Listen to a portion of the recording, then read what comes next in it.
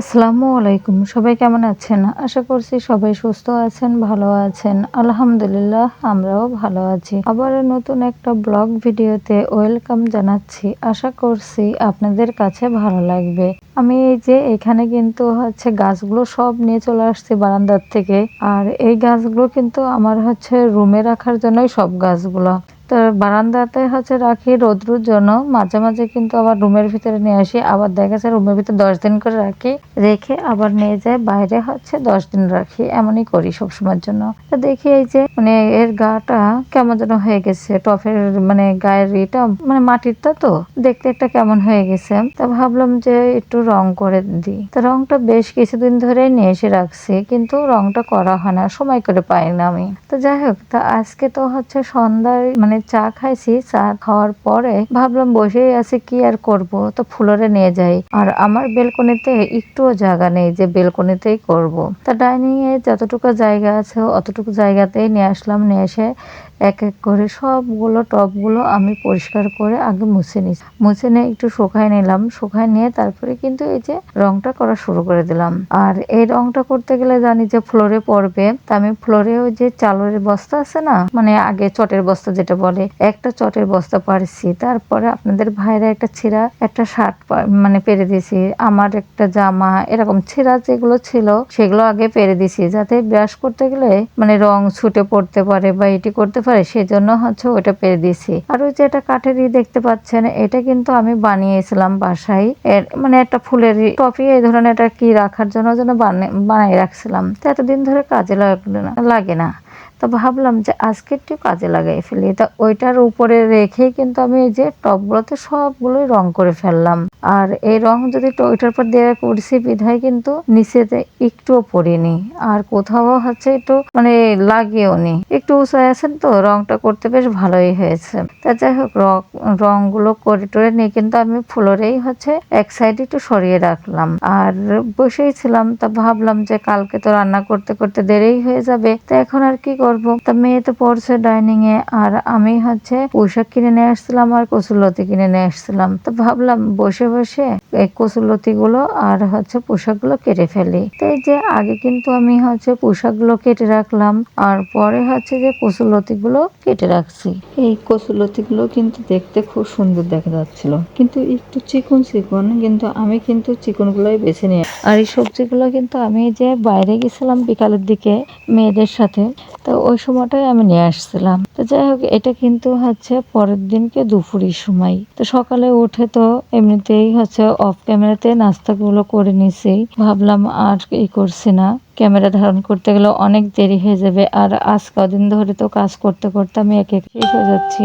তো যাই হোক, যে আমি ঝাল, পেঁয়াজ, পরিমাণ মতো হলুদ, লবণ সবকিছু দিয়ে তরকারিটা আমি মাখিয়ে নিলাম। পুঁইশাকটা মাখিয়ে নিয়ে একটু হাতটা ধুয়ে পানিটা দিয়ে চুলার পর দিয়ে দিলাম। আমি কিন্তু এক সাইডে যে চিংড়ি মাছগুলো এক সাইডে চুলায় একটু ভেজে নিচ্ছি, আর এক সাইডে কিন্তু এই যে পোশাকের তরকারিটা যখন বলকটা উঠে গেছে, ভাজি করে চিংড়ি মাছগুলো আমি দিয়ে দিলাম। দিয়ে তরকারিটা খুব ভালো করে নাড়াচাড়া করে দিচ্ছি। আর এই নাড়াচাড়া করে দেওয়ার পরে কিন্তু আমি একটু রসুন বাটা দিয়ে দেবো। আর রসুন কিন্তু এর আগে দেয়নি। আর আমি তো এখানে কোনো যে মশলা আর দেব আর কোনো কিছুই কিন্তু দিইনি, শুধু এই রসুন বাটাটাই দিয়ে দিলাম। আর এ ধরনের কিন্তু তরকারি রান্না করে খাইতে কিন্তু বেশ ভালো লাগে। হয়তো বা অনেকে ভাববে যে শুধু রসুন বাটা দিয়ে কি তরকারি খাওয়া যাবে, তা না। আপনারা একবার হলেও একটু রান্না করে দেখতে পারেন। সত্যি যত মশলা কম দেওয়া যায় তরকারি কিন্তু ততই ভালো লাগে। আর এটা যদিও ব্যাচেলার ভাই বোনের জন্য এটা খুবই ভালো একটা যে রান্নাটা যে কোনো মশলা করা লাগবে না, কোনো শিল পাটার দরকার নেই।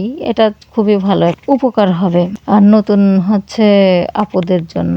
তো যাই হোক, এই যে আমি তরকারিটা কিন্তু নামিয়ে ফেললাম। আর মাঝে মধ্যে না ওই যে আলুগুলো থাকে, এই আলুগুলোর মাঝখান থেকে খুন্তির আগা দিয়ে যদি কেটে দেওয়া যায় না, তাহলে একটু ঘন হয়। আর মাশাআল্লাহ তরকারির কালারটা কিন্তু খুবই সুন্দর আসছিল, একদম সবুজ রং, দেখতে যে কি ভালো লাগছিল আর খাইতেও কিন্তু খুবই ভালো লাগছিল। আর এই মাছটা আমি 2-3 দিন আগে এর আগে রান্না করছিলাম। রান্না করে মেয়েরা কেউ খায়নি, আপনাদের ভাই খাইছিল। আর আমি বাটিতে করে রেখে দিয়েছিলাম, টিফিন বাটিতে করে। তা ভাবলাম আজকে বের করে একটু জাল দিই। তা এই যে জাল দিয়ে কিন্তু আমি ঢেলে রাখলাম। আর ডাল রান্না আছে। আর আপনাদের ভাই তো এমনিতে পুঁই শাক রান্নাটা খাবে না, এই জন্যই তার জন্যই হচ্ছে মাছটা আবার বের করছি। ওনার আবার এক তরকারিতে হবে না খাওয়া।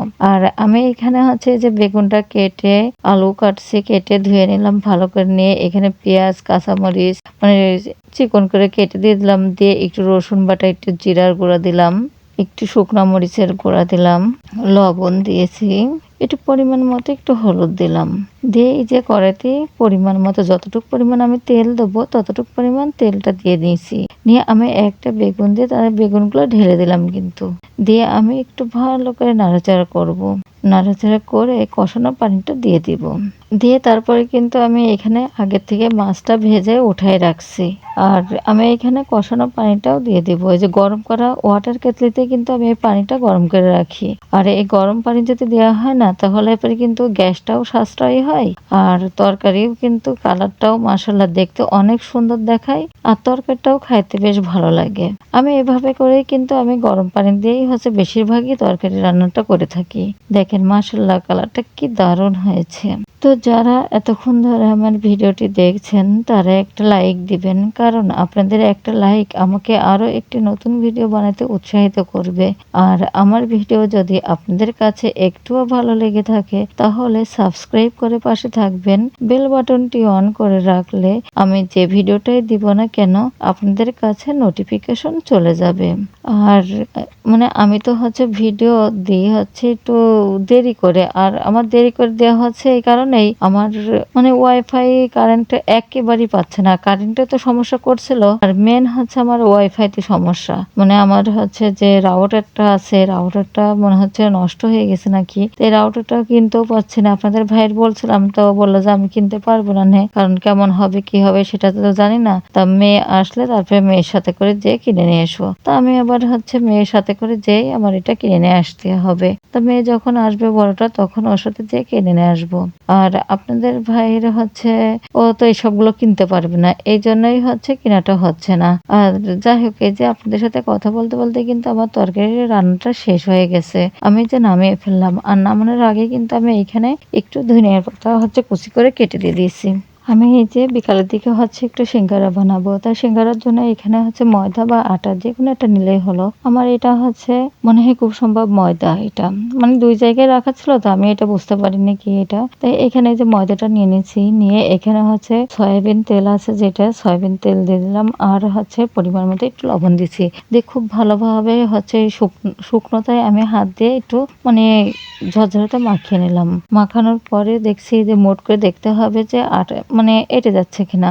আর এটা হচ্ছে বেশি করে কিন্তু একটু তেলটা লাগে, মানে সেই সিঙ্গারা বানানোর জন্য কিন্তু একটু তেল বেশি করে দিতে হয়, আর একটু শুকনো করেই হচ্ছে আটাটা মানে একটু খামির করতে হয়। আর এখানে হচ্ছে কালো জিরা দিয়ে দিছি, দিয়ে আমি খুব ভালো করে একটু আস্তে আস্তে হচ্ছে অল্প অল্প করে পানিটা দিলাম, দিয়ে একটু শক্ত মতো করে কিন্তু আটাটা ছেনে আমি কিন্তু ঢাকনাটা মানে একটা বাটিতে ঢেকে রাখলাম। আর এইখানে হচ্ছে আলু মানে সিঙ্গারার যে আলুগুলো, সেই আলুটা হচ্ছে রান্না করে নিচ্ছি। তা ইসে কিন্তু হচ্ছে তেল দেয় না, তা আমিও অল্প করে একটু তেল দিছি, দিয়ে এখানে প্রথমত একটু পাঁচফোড়ন দিয়ে তেলের উপরে দিয়ে মানে একটু ভেজে নিলাম। ভেজে নিয়ে তারপর কিন্তু এই যে আলুগুলো ঢেলে দিলাম। আলুর উপরে হচ্ছে যে ঝাল পেঁয়াজ আর লবণ হলুদ এইগুলো জিনিসই আমি দিয়েছি, আর কিছুই দিইনি। দিয়ে নাড়াচাড়া করে একটু কষানো পানিটা দিলাম, দিয়ে হচ্ছে এটা সিদ্ধ হয়ে গেলে পরে কিন্তু আমি এটা নামিয়ে রাখবো। আমি এই যে আলুটা কিন্তু হচ্ছে সিদ্ধ হয়ে গেলে আমি নামিয়ে রাখবো, ঠান্ডা হওয়া পর্যন্ত অপেক্ষা করব। আর এই সাইডে হচ্ছে আমি যে আটাটা ছেনে রাখছিলাম এটা হচ্ছে একটু ভালো করে হচ্ছে করে নিচ্ছি, নিয়ে আমি এই যে মানে কেটে নেব, মানে শক্ত হয়ে গেছে তো যাই হোক এই করে নিয়ে যে লম্বা করে নিয়ে আমি একটু কেটে নিচ্ছি। আর আমার কিন্তু অনেক সুন্দর সুন্দর কমেন্ট করছে আমার আপুরা ভাইয়েরা, আর আমি কিন্তু হচ্ছে আপনারা প্লিজ রাগ করেন না আপু ও ভাইয়েরা, আপনাদের ভিডিও আমি মানে ভালো দেখতে পাচ্ছি না, কারণ শুধু হচ্ছে আমি ওয়াইফাই এর কারণের জন্য দেখতে পাচ্ছি না। পরবর্তীতে আমি কিন্তু সব ভিডিওগুলো দেখে নেব, আর কিছু মনে করেন না, সত্যি সত্যি আপু ও ভাইয়েরা, আমি হচ্ছে যে অনেক অনেক দুঃখিত, আপনাদের ভিডিও আমি যে দেখতে পাচ্ছি না। পরবর্তীতে আমার এরকম সমস্যা হবে না। আমার ঠিক মানে রাউটারটা লাগিয়ে ফেললে আমার মনে হয় এই ধরনের ভুল হবে না। আমি কিন্তু ভিডিও দিতে পারছি না। তারপরও মাঝে মাঝে যখন হচ্ছে আপনাদের ভাই আসছে, ও তো নেট কিনছে, ওই নেট কিনলে পরে দেখা যাচ্ছে ওর ফোনের থেকে একটু আমি নেট নিচ্ছি তাই। কিন্তু হচ্ছে আমার জন্য আমার ফোনে আর নেট কিনা হয় না, উনি নেট কিনেও দেয় না আমাকে, এই জন্য আর হচ্ছে আমার করা হচ্ছে না, মানে ভিডিও দেখাও হচ্ছে না, আর আমি ভিডিও ছাড়তে পারছি না। আমি কিন্তু এই কয়দিন একটু একটু করে ওনার ফোন দিয়ে হচ্ছে নিই আর হচ্ছে একটু করে মানে ভিডিও ছাড়ি এমন। আর দেখেও মাঝে মাঝে যখন দেখছি একটু করে আসছে তখন একটু মাঝে দেখা হয়, কিন্তু আজ 2 দিন ধরে একেবারেই হচ্ছে আসছে না। তো যাই হোক, আমার মেয়ে কিন্তু চলে আসবে না, মানে আসার সময় হয়ে গেছে, চলে আসবে একদম, মানে খুব তাড়াতাড়ি হচ্ছে সমস্যাটা সমাধান হয়ে যাবে আশা করছি। তো তখন আর আপনাদের ভিডিও এরকম মানে হবে না, মিস যাবে না দেখা পরবর্তীতে। তো যাই হোক, এই দেখেন আমি কিন্তু হচ্ছে যে আটাগুলো হচ্ছে এরকম ছোট ছোট করে লিচি করে কেটে নিছি, কেটে নিয়ে আমি কিন্তু এভাবে করে বানিয়ে নিচ্ছি সবগুলোই হচ্ছে সিঙ্গারা। আর অবশ্য আমরা তো সবসময় এমনি সিঙ্গারা বানাইতে পারি না, আমাদের মতো এরকম দোকানের মতো কিন্তু মানে করতে পারি না। তা যাই মানে যেটুকু পারি না কেন আপাতত মানে চলে। আর মেয়ে তো ছোটটা এগুলো খুব পছন্দ করে, এই জন্য হচ্ছে এভাবে করেই একটু বানিয়ে রাখি যাতে মাঝে মধ্যে ওর এগুলো দেওয়া যায়। আর ও একটু মিষ্টিটা কম পছন্দ করে, এই জন্য এই ধরনের করে একটু বানিয়ে রাখি যাতে ও হচ্ছে মানে 2-1টা করে যদি ভেজে ভেজে খাই তাহলে পরে একটু শান্ত থাকবে, এই জন্য। তো আমি এই যে কয়েকটা বানালাম, বানানোর পরে কিন্তু হচ্ছে ভেজে নেব, কিছু ভেজে নেব আর কিছু মানে ডিপ ফ্রিজে রেখে দেবো, যখন ওর লাগবে তখন ও ভেজে ভেজে খাবে।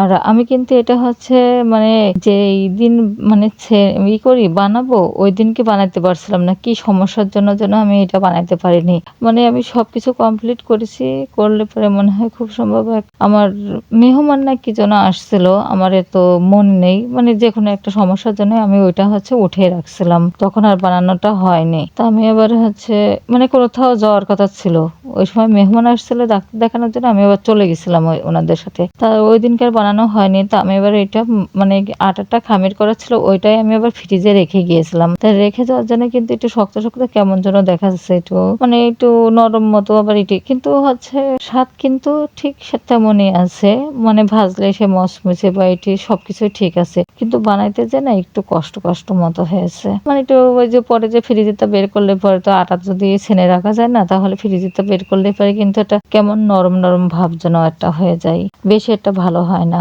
তো যাই হোক, এই যে আমার কিন্তু এক এক করে সবগুলোই হচ্ছে বানানো হয়ে গেছে, একটু ছোট বড় 2-1টা এমনই হয়েছে। তা হোক গা যাক, এ তো আর মেহমানদের দেবো না খাইতে, বাসার লোকজনই তো খাবে তাই না। এই যে এগুলো ভেজে নিচ্ছি আপনাদের ভাইয়ের জন্য, আর মেয়ে 2টা আছে, এগুলো দেখা যাচ্ছে খেয়ে নেবে। আর আপনাদের ভাইও এত বেশি পছন্দ করে না মানে সিঙ্গারাটা, ওর 1-2 পিস দিলে পরে হয়ে যাবে, 2 পিস দিলে, তাও 2 পিস দিলেও বলে যে বেশি হয়ে গেছে। একটা মানে ও সবকিছুতেই মানে খাই, কিন্তু 1 পিস খাইতেই পছন্দ করে বেশি, 1 পিস 2 পিস। কিন্তু মিষ্টিটা প্রচুর মিষ্টি খাই, মিষ্টি দেখা যাচ্ছে 5টা 6টা 7টাও যদি দেওয়া হয় সেটাও খেয়ে নিতে পারবে। এই যে আমি কিন্তু সিঙ্গারাগুলো সবগুলোই ভেজে মানে কিছু ভেজে নিয়েছি আর কিছু হচ্ছে ডিপ ফ্রিজে রেখে, আর এই যে ভাজার পর আপনাদের ভাইয়ের জন্য দিয়ে দিলাম এটা, আর মেয়েরও দিয়ে দিলাম, মানে 2 মেয়ে আছে, 2 মেয়েও খাবে। আর কফিটাও বানিয়ে নিচ্ছি, যে দেয়া সেই কফিটা খাবে। তা আপনাদের ভাইয়ের জন্য কফি দিচ্ছি শুধু, মেয়ে আর খাবে না এখন কফি, ও খেয়েছে, বললো যে পরে রাত্রে পড়বো যখন তখন আমি বানিয়ে খাবো। তা যাই হোক, খাইতে কিন্তু অনেক ভালো লাগছিল, অনেক মুচমুচে, কিন্তু একটু শক্ত করে আটাটা মানে ছেনতে হবে, একটু শক্ত শক্ত করে, আর তেলটা একটু বেশি করে দিতে হবে, দিলেই কিন্তু তাহলে মচমচে হয়ে থাকবে অনেকক্ষণ ধরে। তো যাই হোক, এতক্ষণ ধরে আমার ভিডিওটি যারা দেখছেন তাদেরকে অসংখ্য অসংখ্য ধন্যবাদ। আসসালামু আলাইকুম, আল্লাহ হাফেজ।